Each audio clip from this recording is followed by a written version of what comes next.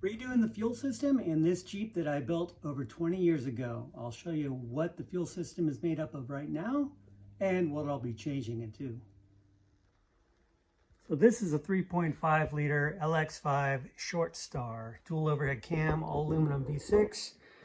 This one makes about 300 horsepower, 300 foot-pounds, and weighs about 300 pounds. It's mated to an SM420 with a V6 Camaro bell housing, and it's running a very unique and custom center force flywheel and I think, if memory serves, 8-inch center force dual friction clutch.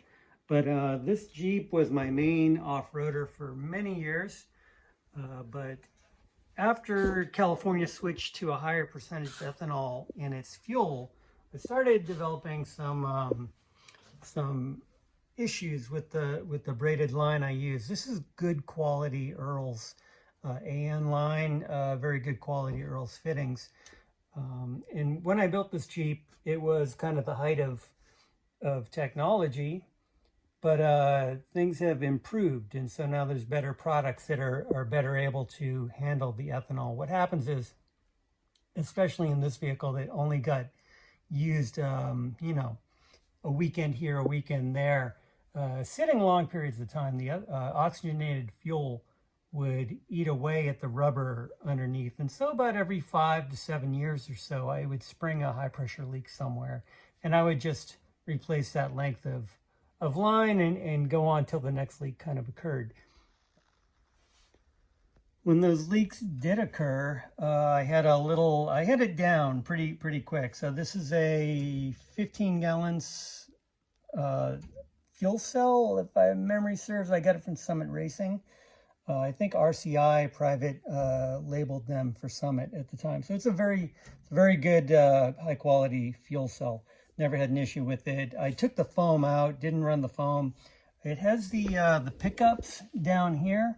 So I run a -8 pickup, and I have a on-off lever there with a ball valve, so I could shut the fuel off right here at the fitting, and then I could, you know, crack the lines, whatever I needed to. This went around, looped there, and then I had a pre-filter before a external Bosch pump, and then it ran to a post filter with a really fine micron. This was all Earl stuff aside from the fuel pump.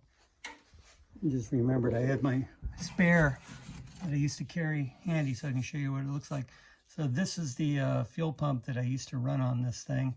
And this is my spare. The original that I had used for about 15 years went out about 5 years ago, and that's when I just kind of parked the Jeep and figured, oh, I'll rebuild the fuel system. I'll do an internal fuel pump, in-tank fuel pump, sorry, because I feel like they're a lot better. They run cooler, they're less susceptible to issues, but I didn't want to redo the whole tank and everything else. So it's one of those projects that just kept getting shoved to the back burner. But eventually, Holley came out with something that's going to make my life a lot easier. So I was stoked when I saw this. This is Holley's fuel cell hanger, in-tank fuel pump, pickup assembly. So what this is going to do is replace the original fuel filler here. Take these bolts off, and this drops right in place here, and will sit down in there. And so I can hook up my return and my pickup right here to the pump. Here's my leads for the pump power, and this is a one-stop drop-in solution. It's even pretty close to the right height. However, I did go ahead and I ordered Holley's. You haven't seen these too. These are the fuel hydromat. So this will go in the bottom of the tank, and that way, if I'm in an angle, the fuel slosh, the mat will retain the fuel in there and hooks directly to the pickup on the pump. So I'll show you all that when I get to installing it. So that's going to be the pump assembly. I'm going to cap both of these off down here on the bottom, and then I'm going to replace all of the lines with Holley's new Vapor Guard rubber lines. It's very specifically engineered new product to eliminate fuel vapors, weeping, and hose deterioration. It says it right there on the packaging. In fact, I was cheating reading it.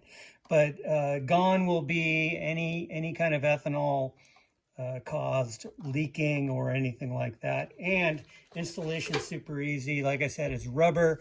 There's no special assembly procedure like you have to do on the old school braided hose. You just cut it to length, push it right on the end there, and then slap one of these little retainers on. You can't see because I don't want to open it all up. I am almost ready to get going. However, I was deciding I want to revise the fuel system in this just a little bit instead of just replacing components. So in addition to the in-tank pump, what I'm going to be doing is probably running a Corvette style fuel filter regulator combo. And so that will mount back here somewhere, and that will regulate the fuel back here. So you get the high pressure to the filter, it regulates back into the tank here, and then only the high pressure at the proper PSI goes to the fuel rail. And that will allow me to eliminate one long return run, because right now I've got the high pressure going all the way up to the engine, and then the return comes all the way from the firewall all the way back.